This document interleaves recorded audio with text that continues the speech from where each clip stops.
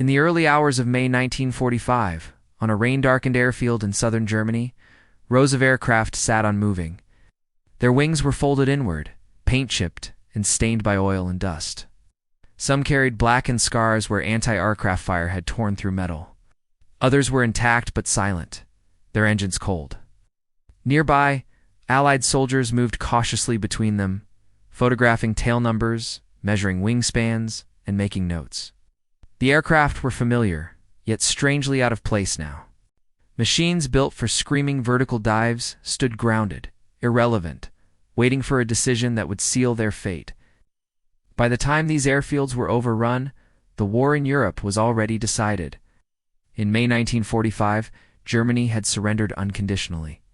The Luftwaffe, once one of the most powerful air forces in the world, had ceased to exist as an effective fighting organization. Fuel shortages destroyed factories, and overwhelming Allied air superiority had reduced German aviation to fragments.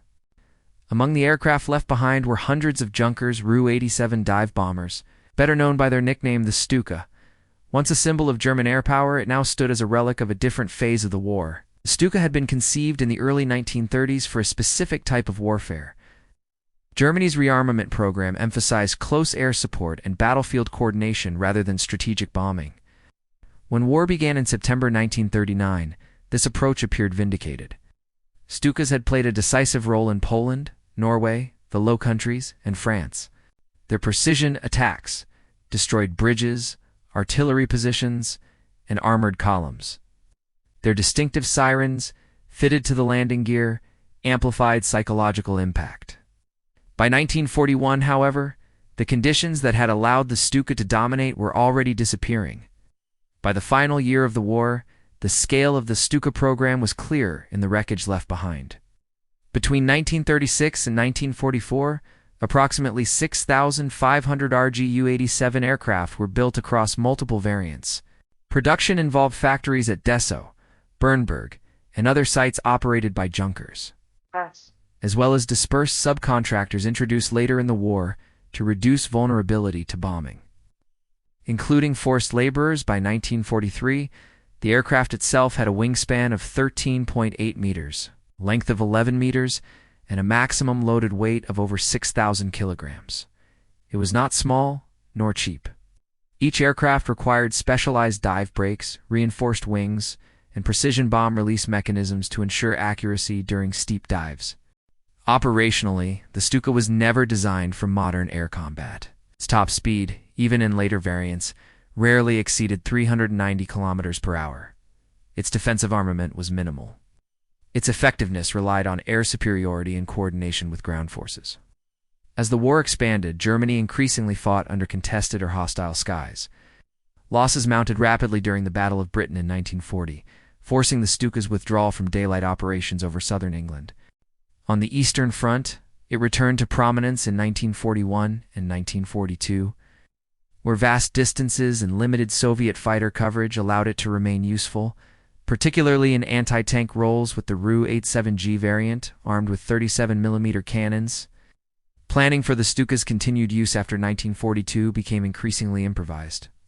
Newer aircraft such as the Focke-Wulf FW-190 were adapted for ground attack, gradually replacing the Ru-87 in frontline units. However, production lines for the Stuka continued due to shortages, training needs, and the lack of an immediate replacement in some theaters. By 1944, many Stukas were assigned to night harassment units or operated in secondary roles, flying low-level attacks against advancing Allied forces. Fuel scarcity limited training hours, and experienced crews were increasingly rare. Technically, the aircraft's limitations became unavoidable. The dive-braking system, once its defining feature, was less relevant in a battlefield saturated with radar-guided fighters and dense anti-aircraft fire. Maintenance requirements were high, particularly as spare parts became scarce. Engines suffered from poor fuel quality late in the war. Airframes showed fatigue from repeated combat use and inadequate repair facilities. Logistics collapsed as rail networks were destroyed, and aviation fuel was diverted to jet programs or frontline fighter units. When Allied forces captured German airfields in 1944 and 1945, they encountered Stukas in varying conditions. Some were operational but unfueled. Others were partially dismantled to keep a few aircraft flying. Many had been deliberately sabotaged by retreating ground crews, with instruments smashed or engines disabled. Allied technical intelligence teams quickly cataloged these aircraft. The United States Army Air Forces, the Royal Air Force, and the Soviet Air Forces each conducted surveys to assess remaining German aviation assets. American investigators operating under the Air Technical Intelligence Units examined captured Ru-87s primarily for documentation rather than operational interest. By 1945, the Stuka was already obsolete by Allied standards. Reports described it as structurally robust, but aerodynamically outdated. Its dive-bombing accuracy was acknowledged, but investigators noted that comparable results could now be achieved by faster fighter bombers using improved gun sights and bombing techniques. British assessments were similar, emphasizing that the aircraft's psychological impact had outweighed its long-term military value.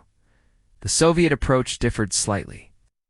The Red Army Air Force had faced Stukas extensively from 1941 onward and was familiar with their strengths and weaknesses. Captured aircraft were occasionally test-flown, but there was little interest in integrating the design into post-war planning. Soviet doctrine emphasized armored ground attack aircraft such as the IL-2, which combined survivability with heavier armor. The Ru-87's lack of protection and low speed were seen as unacceptable vulnerabilities. Following Germany's surrender, formal decisions were made regarding disposal. Most Stukas were scrapped on site. Airframes were cut apart for aluminum recovery, a material in high demand during post-war reconstruction. Engines were removed and melted down or stored temporarily before disposal. In some cases, intact aircraft were used for ground training, target practice, or fire testing. Preservation was not a priority. Germany was prohibited from maintaining an air force, and there was no political or economic incentive to conserve symbols of the Nazi war machine. A small number of Stukas survived outside Germany. Several had been exported to Axis and Allied states during the war, including Italy, Hungary, Romania, and Bulgaria. In these countries, surviving aircraft were also quickly retired. Some were briefly evaluated, but most were scrapped by the late 1940s, as newer aircraft became available through post-war military aid programs. A handful were preserved as museum exhibits decades later, often reconstructed from wreckage, rather than maintained in original condition. The disappearance of the Stuka from active service was rapid and final. Unlike jet aircraft or advanced bombers, it offered no technological bridge to the future. Post-war air power emphasized speed, altitude, and survivability. Precision attack would be achieved through guided munitions rather than vertical dives. The tactical environment that had once allowed the Stuka to operate simply no longer existed. Historians today view the Stuka as a product of a specific moment in military history. Its success depended on surprise, coordination, and temporary air superiority. Once those conditions disappeared, its weaknesses became fatal.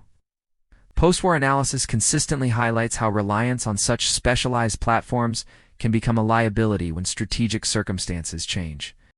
The aircraft's legacy influenced early Cold War thinking about close air support, but mostly as a cautionary example rather than a model to follow. In the broader narrative of the war, the Stuka's end reflects Germany's overall trajectory. Early innovation and focused doctrine produced dramatic results, but inflexibility, resource constraints, and strategic overreach undermined sustainability.